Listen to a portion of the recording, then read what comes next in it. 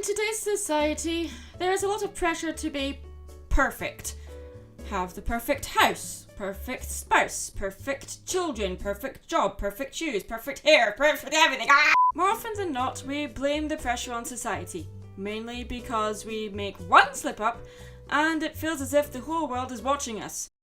Oh, get out of here, you wee You can blame social media for that. We put ourselves under pressure of pursuing perfection because of the standards we have set ourselves instead of what is expected of us. What is expected is usually not at the same standard as we set for ourselves. It can be higher or lower.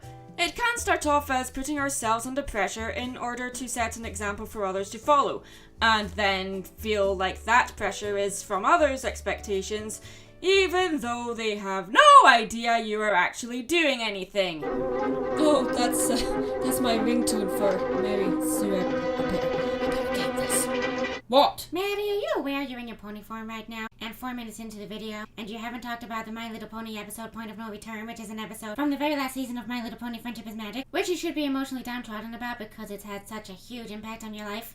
And another thing, am I going to be in a video anytime soon? Oh no, sorry Mary, you're breaking up. Oh no, my phone's dying of battery. Oh no, I don't care. Oh, wait a minute! My Little Pony Friendship is Magic is a show that has a deeper lore than it really needs to have. But at the same time, its strength is in the slice of life stories that are simple and relatable on any level, regardless of age. The themes that the show deals with, though, are far from simple. If you dig deep enough, the message this episode is communicating is a never-ending string of wise advice for both young and old. Even though this episode did feel a little patronising, and yeah, Twilight Sparkle is being flanderised. Why did I make that? The message of the episode was surprising, regardless of how simple and straightforward the plot was. I did wonder where exactly this episode was going, because the entire episode revolves around Twilight Sparkle discovering that she has a library book that is overdue. That's it. That's the premise! Not really all that much to it, really. Or is there?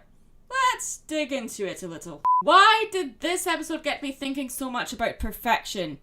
Other than the obvious fact that this is what the main theme is. Also, the episode starts off with reintroducing Derpy in a speaking role, no less. A character who came about because of an animation error. Talk about a character who is happy and carefree regardless of her flaws. The pursuit of perfection and being in control of almost every aspect of your life is an admirable goal. If you have self-directed perfectionism, for example, you don't necessarily care what others might have to say about your performance, but you have impractical high standards of your own. If you don't achieve the standards of perfection that you have set for yourself, you may get very upset at yourself. Or, if you have socially prescribed perfectionism, you feel that others are putting impossibly high standards or unrealistic expectations on your performance. This actually explains why I am so paranoid all the time and use self-deprecation as a coping mechanism. Ew, self-deprecation, that's disgusting! Mary, I said self-deprecation, not self-defecation. What's the difference? I'm gonna Google it! Mary, no! Also, who said you could be in this video? I can be in any video I want to. To whom it may concern, perfectionism in psychology is a personality trait characterized by a person striving for flawlessness and setting high performance standards, accompanied by critical self-evaluations and concern regarding others' evaluations, and is not a bad character trait to have. Unless you're Mary Sue. Twilight Sparkle seems to be on a seesaw of self-directed perfectionism and socially prescribed perfectionism, depending on the task at hand.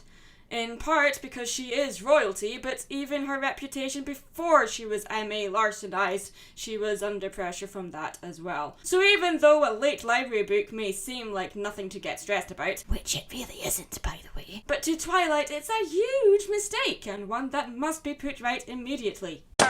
Regardless of whether the pursuit of perfection is self-directed or social, the problems start where the goal of perfection makes you miss the journey, distracts you from making friends or forming relationships. Just because a pursuit seems impossible doesn't mean it's pointless to try. But the pursuit of perfection can sometimes actually make you work harder than you really need to. The old saying goes, don't work harder, work smarter. Because if a task is easy, it's also easier to make mistakes. A simple task can seem incredibly daunting to someone if they screw it up because of the pressure they are under to get it perfect right away because of the simplicity of the task at hand. Just like returning a library book on time. It's something we can all relate to in one way or another. We may not all have had a late library book, but we've all been late for something. So the episode is still relatable regardless of how much we may think Twilight is overreacting.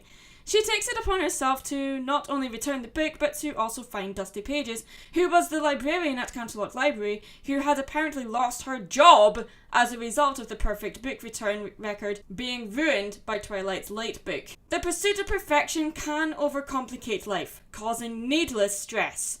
The art of delegation, which is an art form I'm still learning by the way, or sacrificing control of certain aspects of life is not an easy task to master, especially when you are perfectionist like Twilight Sparkle is. I am a workaholic and put myself under a lot of pressure, but not because I'm a perfectionist, but because I have a crippling fear of disappointing people.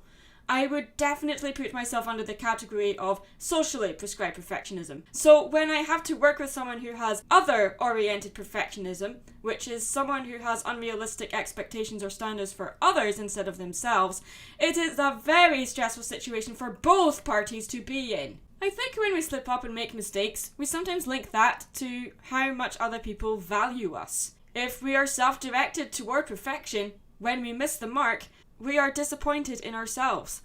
When we are socially prescribed toward it, we feel that everyone else is disappointed in us.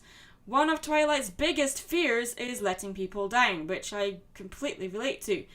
If she does that, she lets herself down by extension. When Twilight finds Dusty, she is no longer a librarian, but instead, she is trying all kinds of new sports and activities. Why? Because she freed herself from the pursuit of perfection. The pursuit of perfection is actually fear of failure. She was content with her flaws because without failure or mistakes, we never learn or experience what life really is about. Twilight even spaced on what the late book was even about, having never even read it. Perfection, the impossible pursuit. Awkward. I enjoy episodes like this that takes a simple premise to teach a message that, at least in my experience, is not very often in children's media. I suppose it is because not only is it difficult to communicate this, but it's also difficult to accept it. The artist Salvador Dali said, "Have no fear of perfection. You'll never reach it." Or in other words, have no fear of failure. How fitting to see a Dali-style melting clock in the book Moon Curve, 7 Theories of Bending Time, painted by Salvador Dali in the famous painting The Persistence of Memory.